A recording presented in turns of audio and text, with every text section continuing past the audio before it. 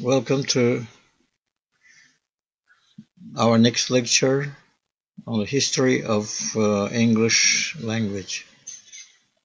Today, our topic is vocabulary of Germanic languages. And before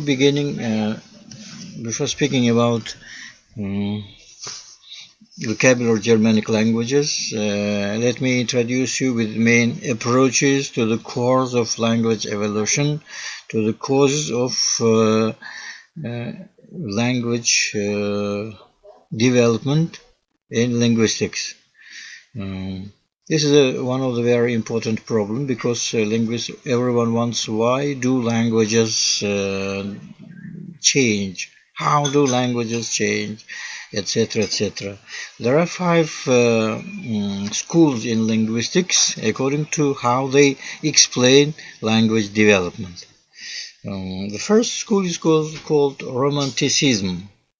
This school was founded by German scholars Herder and Grimm. They say in the process of evolution, everything depends on the people speaking this language. If they want to have the languages developed, they do it themselves. They make it develop. They take all measures to develop their languages, and therefore this trend is called Romanticism. They say that language development depends on the people speaking this language, on the nationality of countries, etc., etc. Next, Schleicher founded the trend called naturalism. Naturalism, it means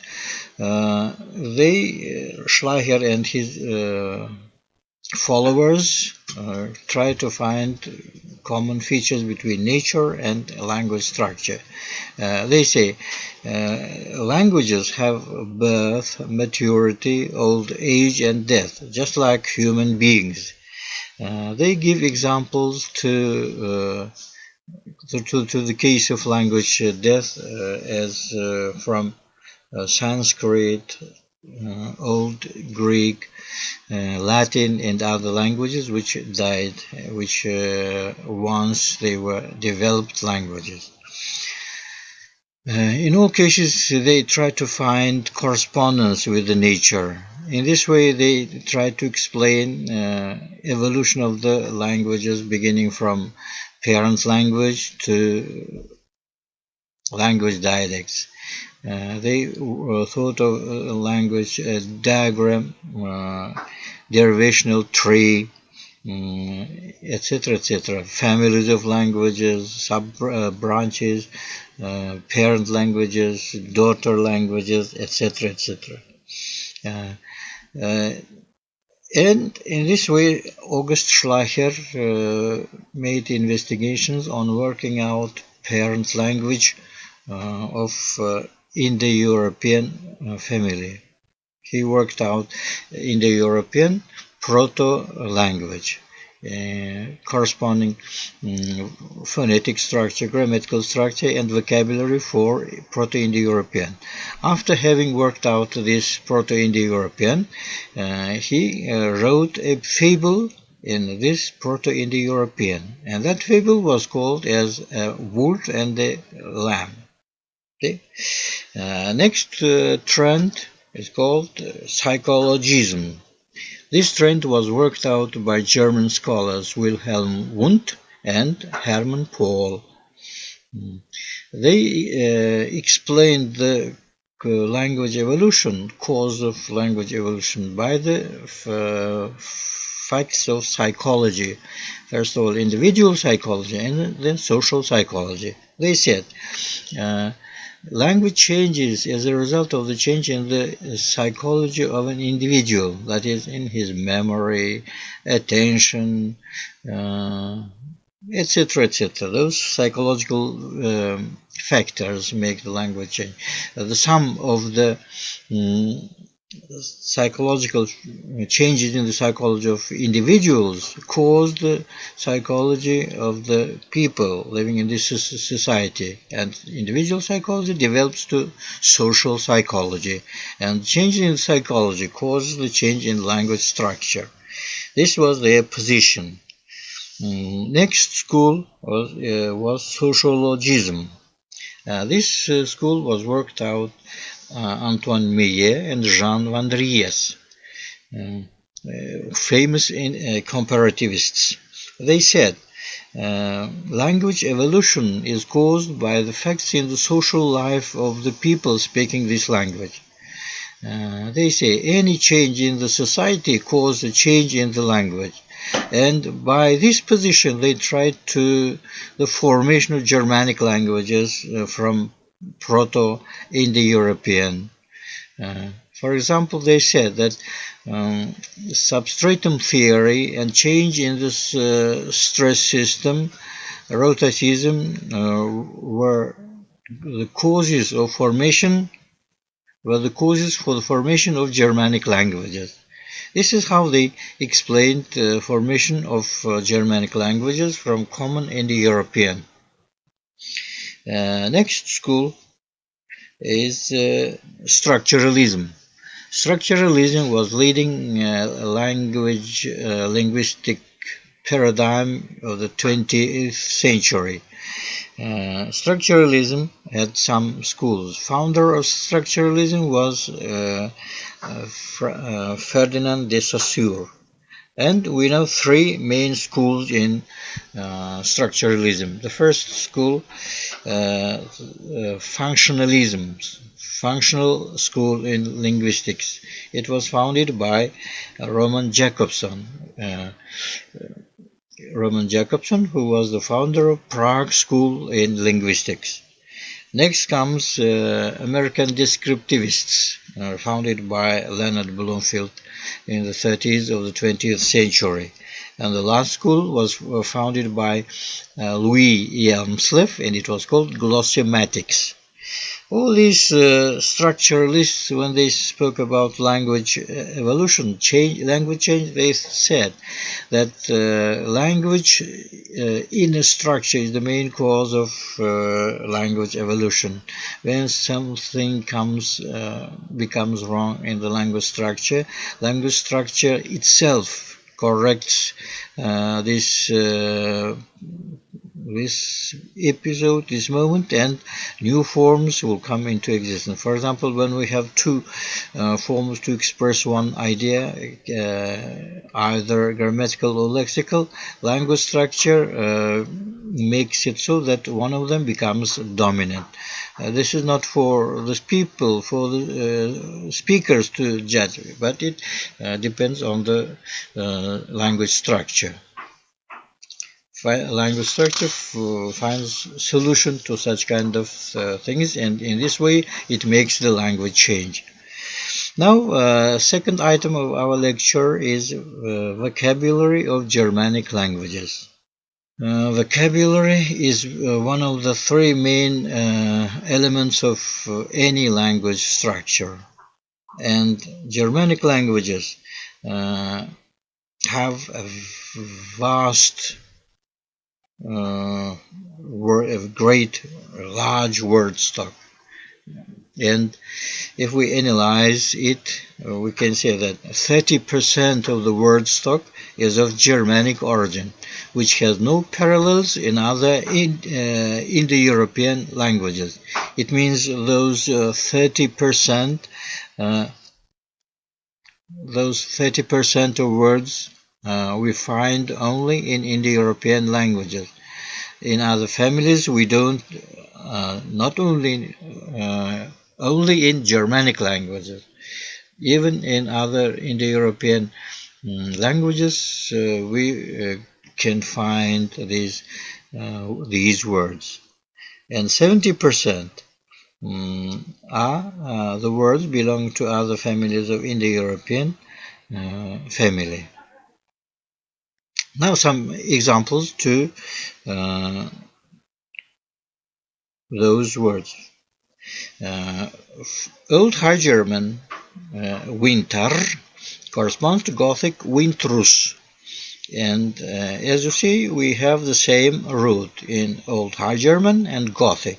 But in Latin, we have words like hiems and bruma, two words denoting winter, but they are the words of quite different origin, quite different roots. Next, Old High German seo, Gothic seus, as you see, they are of one root. And Latin, we have mare, pelagus, pontus. These three words denoting sea are from quite different origin. Next, Old High German skiff, Gothic skip, and Latin navis. It's clear that Latin word derived from quite another root. Old High German hus, Gothic hus, it means house, corresponds to Latin domus, which we see the domus developed from other root. Old High German sommer, Gothic sommers, and we find in the Latin language the word aestas. As you see, there is no lichens. Old High German Baum, Gothic Baum, this word denotes a tree, but in Latin, arbor, word from different origin, different root. Now, the second group is common Indo-European roots. Here we give words of Germanic language which have corresponding roots in Indo-European languages. The first case is the nouns. Old English sunne, Old High German sunna, Gothic sunno corresponds to Latin sol. Old English mona, Old High German mano, Gothic mena corresponds to Latin mensis. It is moon. Old English moneth, Old High German manod, Gothic menoth corresponds to Latin mensis. It is month. That was moon, and this is month. Old English thunor corresponds to Old High German danar, corresponds to Gothic thunor, and in Latin we find the corresponding word tonare verb. It is translated into English as thunder. Next word, snau, Old High German snau, Gothic snevs, in Latin nix. It is snow in modern English. Next word, wolf, Old English, Old High German wolf, Gothic wolf, and in Latin we find the word lupus. Next word, Old English bera, Old High German bero, Gothic bera, Latin ursus. Old English, this bera, bero, bera, ursus means bear, animal, large animal. Next, Old English eahe, Old High German auga, Gothic augo, Latin oculus. It means an eye. Old English ere, Old High German ora, Gothic auso, and Latin aurus, ear. Next, Old English nosu, Old High German nasa, Gothic nosu, Latin nasus, a nose. Next, Old English ku, Old High German quo, Gothic quo, Latin bos.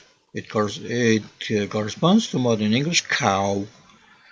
Next, oxa in Old English, oxo in Old High German, auxa in Gothic, and uxan in Latin. It is an ox. Next, Old English Mjölk, Old High German Melken, Gothic Milux, Latin Mulgere. It corresponds to modern English milk. Next word, Svestor in Old English, or in Old High German Svestar, in Gothic Swistor, and in Latin Soror. It corresponds to modern English sister. Next, Old English Sunu, Old High German Sunu, Gothic Sunus, Latin Sunus, which corresponds to son in English, in modern English. Now some adjectives. Old English Smal, Old High German Smal, Gothic Smals, Latin Malus, in New English small. Old English Dünne, Old High German Dunni, Gothic Dünne, Latin Tenuous, which corresponds to modern English thin. Next, Suete in Old English, in Old High German Suotzi, Gothic Sutis, Latin Suavis, and New English sweet. Old English Ald, Old High German Alt, Gothic Althais, Latin Alo, Old English old. Old English bitter, Old High German bitter, Gothic bitan, Latin findo, New English bitter. Old English grene, Old High German gruoni, Gothic groven, Latin vividus, green. Now some verbs. Old English sittan, Old High German sitzen, Gothic sitan, Latin sedeo, in English to sit. Old English liggan, Old High German liggan, Gothic ligan, and there's no corresponding word in the Latin language. In English to lie. Old English kuman, Old High German queman, Gothic quiman, Latin venio, which corresponds to New English to come. Faran, in Old English, Old High German faran, Gothic faran, no corresponding word in the Latin language, and in New English to go. Old English brekan, Old High German brechan, Gothic brekan, Latin frango, and New English to break. And Old English slapan, Old High German schlafen, Gothic slepan, Latin labi, New English to sleep. These were verbs, and now some other nouns. For example, in Old English we have the word got, had the word got. Old High German gates, Gothic gates, Latin hedus, which corresponds to New English goat. And Old English scap, in Old High German scaf, Gothic scap, Latin ovis, which corresponds to modern English sheep. Now, some tasks for you to do. Please try to translate into English, Russian, or Uzbek, or any other language you know, the word Ursus arctos. These are Latin words. Ursus arctos, Ursa major, and Ursa minor. Also, translate the following proverb in Latin. Homo hominum lupus est. Homo hominum lupus est. And its variant, Homo hominum amicus est. Homo hominum amicus est. Please try to translate these proverbs and those words into English or Russian or Uzbek, because they are very often met everywhere, and you have an experience in translating them when you come across, or if you're understanding the meaning where these words were used in different types of texts. Next, word formation in Germanic languages. The process of word formation in old Germanic languages is still one of the most neglected subjects in historical and grammatical works. The chief purpose of word formation analysis is to state the main patterns on which language forms new lexical units. They explain the causes and tendencies in the process of enriching the vocabulary. They discuss they answer the problem how language enriches its vocabulary. The main problems to be solved here are the following. First, what morphemes of common Germanic were used in derivation and had the status of derivational morphemes, that is, prefixes and affixes? What particular morphemes, or to be more exact, what combinations of morphemes of common Germanic could be united with prefixes and suffixes and formed new stems? What modifications took place while a prefix or a suffix and a stem were joined to form a new lexical unit? The first of these problems is closely connected with the following. A. The question of what sort of particles could be called prefixes in Germanic languages and in Old English. The question of what sort of suffixes were presented in Common Germanic and in Old English and Modern English. The most typical feature of Common Germanic derivation was the free use of every prepositional particle, locative, and temporary adverbs and prepositions in the functions of the prefix. Next, the processes of word formation and inflection, word building and form building, were here so intimately intervened. There were two groups of suffixes: pure derivational suffixes like arius, asus, etc., and inflectional derivational ya, yan, an, and others. The second problem is connected with the questions of distinguishing between verb stems and noun stems, between the roof stems and composite stems, and so on. The third problem is a problem of stating the factors that lead to the formation of a new unit. The process of combining derivational morphemes with stem morphemes is very often connected with some phonetic and phonological changes. To describe a word pattern derivationally means A. To state its parts, the particular types of prefixes, suffixes, and stem it is made of. B. To state the way they are joined together on phonological and morphological level. To get a complete description of such a construction means getting information about its productivity, distribution, range of meaning, dialectal boundaries, areal boundaries, and stylistic value. I think you have some idea about those terms: productivity, distribution, dialectal boundaries, areal boundaries, and stylistic values. These have already been discussed in the theoretical course of lexicology and stylistics.